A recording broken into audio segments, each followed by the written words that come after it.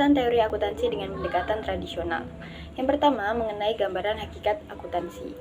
Akuntansi pada hakikatnya adalah suatu fungsi yang bertujuan untuk mengumpulkan informasi yang penting untuk memahami aktivitas suatu entitas. Para akuntan memiliki beragam pandangan mengenai proses akuntansi sehingga perlu dilakukan pengujian terhadap beberapa pandangan yang telah membentuk perkembangan akuntansi. Pandangan tersebut mencakup akuntansi sebagai bahasa, peristiwa lalu, realitas ekonomi, sistem informasi, komoditas, dan ideologi. Yang pertama, akuntansi sebagai bahasa. Akuntansi dianggap sebagai bahasa bisnis yang menyampaikan informasi keuangan melalui simbol dan aturan tata bahasa.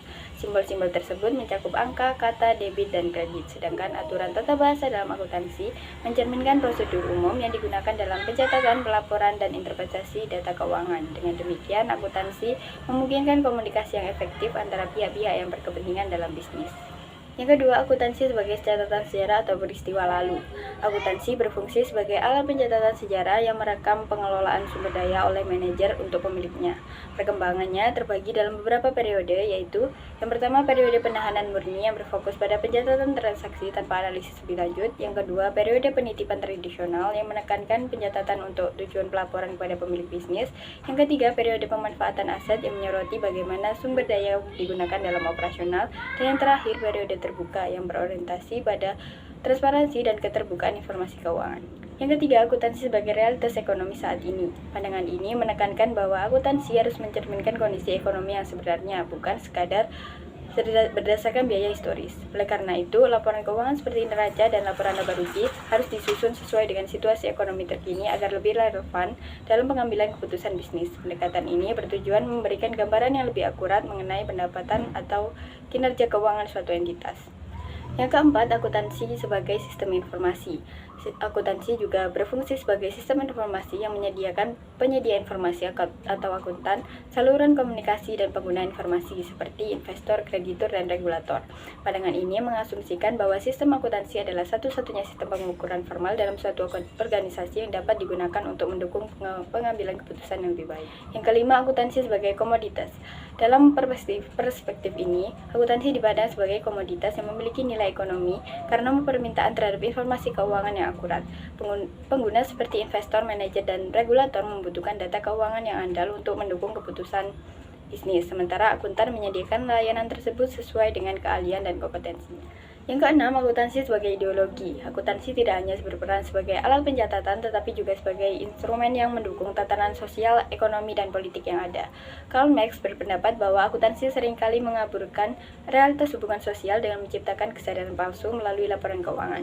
Selain itu, akuntansi juga dianggap sebagai mitos yang berfungsi untuk melegitimasi sistem ekonomi yang berlaku, terutama dalam konteks kapitalisme. Setiap perspektif ini menunjukkan bagaimana akuntansi memiliki peran yang luas dalam dunia bisnis dan ekonomi, tidak hanya sebagai alat pencatatan tetapi juga sebagai sistem komunikasi, pengambilan keputusan, bahkan alat pengaruh sosial. Yang selanjutnya adalah penyusunan dan verifikasi teori akuntansi. Di dalam menyusun teori akuntansi ada beberapa langkah penting yang harus dilakukan. Berikut adalah tahapan-tahapannya. Yang pertama, merumuskan tujuan umum laporan keuangan, yaitu menentukan apa yang ingin dicapai dari laporan keuangan seperti memberikan informasi yang relevan dan andal bagi pengguna. Yang kedua, memilih postulat akuntansi, yaitu menyesuaikan dasar-dasar akuntansi dengan kondisi ekonomi, politik, dan sosial yang berlaku. Yang ketiga, menentukan prinsip akuntansi, yaitu menetapkan aturan utama dalam penyusunan laporan keuangan agar konsisten dan dapat dibandingkan. Dan yang keempat, mengembangkan teknik akuntansi, yaitu menyusun metode pencatatan dan pelaporan yang sesuai dengan prinsip yang telah ditetapkan. Selanjutnya, verifikasi teori akuntansi. Setelah teori akuntansi disusun, langkah selanjutnya adalah melakukan verifikasi. Verifikasi teori merupakan prosedur untuk menentukan apakah suatu teori valid atau tidak. Pendekatan untuk mengevaluasi validitas teori bergantung pada sasaran dan tataran teori yang diverifikasi. Validitas dapat dinilai dengan menentukan apakah asumsi-asumsi yang digunakan masuk akal. Tujuan verifikasi adalah untuk menentukan validitas teori berdasarkan asumsi yang masuk akal dan bukti empiris. Ada beberapa pendekatan verifikasi berdasarkan jenis teori. Yang pertama, teori normatif. Dievaluasi dengan penalaran logis dan penerimaan asumsi oleh pihak terkait. Bersifat subjektif tetapi tidak harus masuk akal. Berfokus pada apa yang seharusnya dilakukan dalam akuntansi, dievaluasi berdasarkan penalaran logis dan penerimaan penerimaan asumsi oleh pihak terkait. Yang kedua, teori positif. Diuji dengan observasi objektif dan penelitian empiris untuk melihat kesesuaiannya dengan fakta tanpa menilai baik atau buruknya teori. Mengamati apa yang benar-benar terjadi dalam praktik akuntansi. Validitasnya diuji melalui observasi objektif dan penelitian empiris. Yang ketiga adalah teori sintaktik. Validitas diuji dengan penalaran logis dan setelah diterapkan dalam kebijakan bisa diuji secara empiris. Menekankan pada struktur dan aturan akuntansi. Diverifikasi dengan penalaran logis dan baru diuji secara empiris setelah ditetapkan dalam kebijakan. Yang keempat, teori semantik. Melibatkan penyimpulan fakta sehingga bisa diverifikasi dengan pengamatan empiris. Menghubungkan konsep akuntansi dengan fakta nyata, sehingga bisa diuji dengan pengamatan empiris. Dan yang terakhir adalah teori pragmatik, mengandalkan data empiris dari respons pasar atau individu terhadap informasi akuntansi, diverifikasi melalui penelitian empiris. Menilai teori berdasarkan dampaknya terhadap pengguna informasi akuntansi, diverifikasi dengan data empiris tentang perilaku pasar atau individu. Selanjutnya yaitu hakikat teori akuntansi. Teori akuntansi bertujuan sebagai dasar bagi peramalan dan penjelasan perilaku serta peristiwa akuntansi. Teori didefinisikan sebagai suatu rangkaian gagasan, definisi, dan usulan yang saling berhubungan yang melambangkan suatu pandangan sistematis atas fenomena melalui penentuan hubungan yang ada di antara variabel-variabel. Banyak teori-teori yang bermunculan dari penggunaan pendekatan yang berbeda dalam penyusunan teori akuntansi di tingkat menengah. Teori akuntansi di tingkat menengah berasal dari perbedaan cara peneliti melihat antara pengguna data akuntansi dan lingkungan di mana para pengguna dan pembuat data akuntansi seharusnya berperilaku. Materi selanjutnya yaitu metodologi dalam perumusan teori akuntansi. Metodologi diperlukan untuk merumuskan suatu teori akuntansi. Perbedaan opini, pendekatan, dan nilai di antara praktik akuntansi dan riset akuntansi mengarah pada penggunaan dua metodologi. Yang pertama yaitu deskriptif. Usaha untuk mempertimbangkan apa yang telah terjadi dengan memodifikasikan praktik-praktik akuntansi.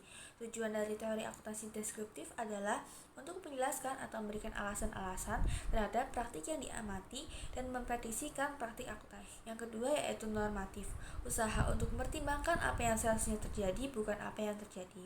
Akuntansi dianggap sebagai norma peraturan yang harus diikuti tidak peduli apakah berlaku atau dipraktikkan sekarang atau tidak. Teori normatif hanya menyebutkan hipotesis tentang bagaimana akuntansi seharusnya dipraktikkan tanpa menguji hipotesis tersebut. Sifat dari fenomena dan isu akuntansi yang kompleks, kedua metodologi ini mungkin dibutuhkan untuk merumuskan teori akuntansi. Metodologi deskripsi berusaha untuk mempertimbangkan beberapa praktik akuntansi yang seharusnya dipergunakan, dan metodologi normatif berusaha menjustifikasikan beberapa praktik yang seharusnya digunakan. Berbagai pendekatan untuk perumusan teori akuntansi. Menurut Belkawi, pendekatan yang dapat digunakan dalam perumusan teori akuntansi adalah sebagai berikut. Nah, yang pertama ada pendekatan non-teoritis yang terdiri dari A. Di sini ada pendekatan pragmatik. Nah, pendekatan ini menekankan pada kepentingan praktik yang berusaha merumuskan teori dan pengembangan prinsip akuntansi sesuai dengan kegunaannya untuk memecahkan masalah praktik. Nah, dalam teori ini, suatu pernyataan akan dianggap benar apabila diukur dari kriteria apakah pertanyaan tersebut bersifat fungsional dalam kehidupan manusia. Nah, misalkan ditemukan teori X dalam akuntansi keuangan. Nah, dengan teori X ini dikembangkanlah teknik Y yang dapat digunakan dengan perataan. Dan apabila secara ilmiah dapat dibuktikan bahwa teknik Y ini dapat digunakan dalam rangka perataan laba, maka teori X tersebut adalah berguna. B. Pendekatan otoritas. Nah, pendekatan ini biasanya digunakan oleh badan-badan yang memiliki otoritas dalam merumuskan teori-teori yang sesuai dengan bidang dan kewenangannya, seperti profesi di Amerika. Karena wewenangnya, organisasi tersebut dapat menetapkan standar yang paling sesuai dan berguna dalam memecahkan masalah praktiknya. Nah, keunggulannya adalah apabila standar yang telah dihasilkan ini dapat diterima secara umum, maka standar tersebut telah teruji validitasnya. Tapi kelemahannya, pendekatan tersebut belum memenuhi kaidah-kaidah ilmiah. Standar tersebut dibuat karena sederhana, mudah diterapkan dan berguna, serta cenderung tidak universal karena disusun berdasarkan kondisi tertentu dan kepentingan praktik. Kedua, ada pendekatan teoris yang terdiri dari A. Pendekatan deduktif. Nah, pendekatan ini menggunakan logika atau abstract world yang bermula dari hal-hal yang bersifat umum dan secara khusus dapat ditarik kesimpulannya. Dengan mengacu pada pendekatan ini, maka harus menunjukkan bahwa perumusan tujuan-tujuan yang ditetapkan adalah benar, sehingga prinsip-prinsip dan teknik-teknik akuntansi yang diturunkannya pun adalah benar. Demikian pula sebaliknya. Lalu B, ada pendekatan induktif. Nah, pendekatan ini dimulai dengan pengamatan terhadap objek yang memiliki ciri spesifik. Nah, untuk kemudian ditarik generalisasi atau penalaran yang dimulai dari hal-hal yang khusus ke hal-hal yang bersifat umum.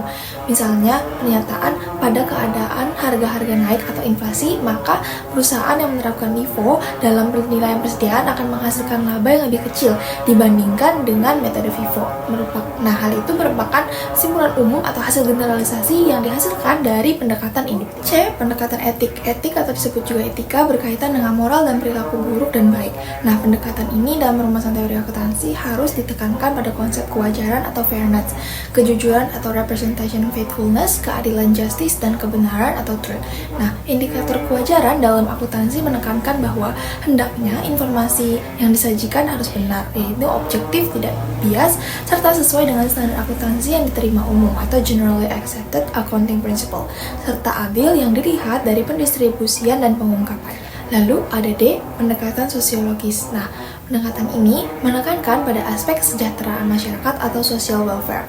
Nah, perumusan teori akuntansi, penetapan prinsip dan standar-standar akuntansi yang dipilih harus dapat mengungkapkan dampak sosial dalam kehidupan masyarakat. Nah, masyarakat harus memperoleh manfaat atas pengungkapan laporan keuangan yang ditinjau dari aspek-aspek sosialnya. Nah, akuntansi harus dapat mengungkapkan dampak sosial yang ditimbulkan oleh kegiatan perusahaan sebagai satu kesatuan usaha yang tidak dapat dipisahkan dari lingkungannya.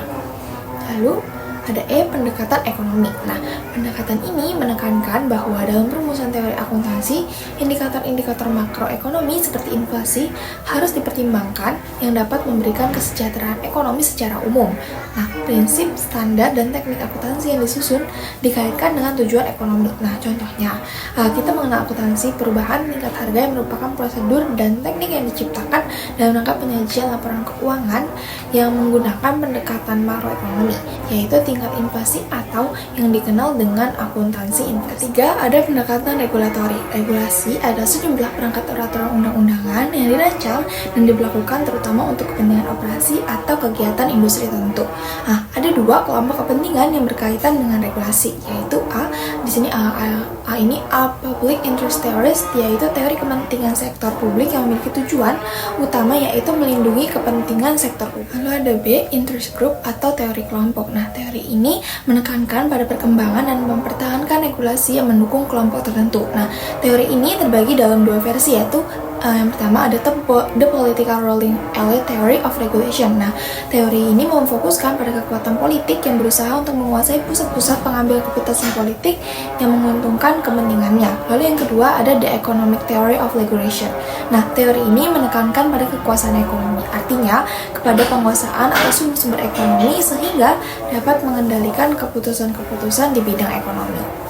Selanjutnya adalah pendekatan selektif untuk perumusan teori akuntansi. Pendekatan selektif ini adalah metode perumusan teori akuntansi yang menggabungkan berbagai pendekatan lain yang telah ada sebelumnya, dengan tujuan untuk menciptakan konsep dan prinsip yang lebih matang. Pendekatan ini muncul sebagai respon terhadap berbagai upaya dari individu, profesional, dan organisasi pemerintah dalam berpartisipasi dalam pengembangan konsep dan prinsip akuntansi. Kemudian ada perkembangan pendekatan baru. Pendekatan selektif ini telah mendorong munculnya peningkatan terhadap pendekatan baru yang sedang diperdebatkan dalam literatur seperti yang pertama ada pendekatan peraturan. Pendekatan ini menekankan pada peran regulasi dan standar dalam mengatur praktik akuntansi. Kemudian yang kedua ada pendekatan perilaku. Pendekatan ini berfokus pada bagaimana pengguna informasi akuntansi seperti manajer, investor, auditor, dan lain-lain bereaksi terhadap informasi keuangan yang disajikan. Pendekatan perilaku ini lebih menitik beratkan pada aspek psikologi, dan bagaimana keputusan diambil berdasarkan laporan keuangan. Kemudian yang ketiga ada pendekatan kejadian, prediksi, dan positif. Pendekatan ini berfokus pada analisis kejadian ekonomi, prediksi kinerja perusahaan, dan pengujian teori akuntansi secara empiris.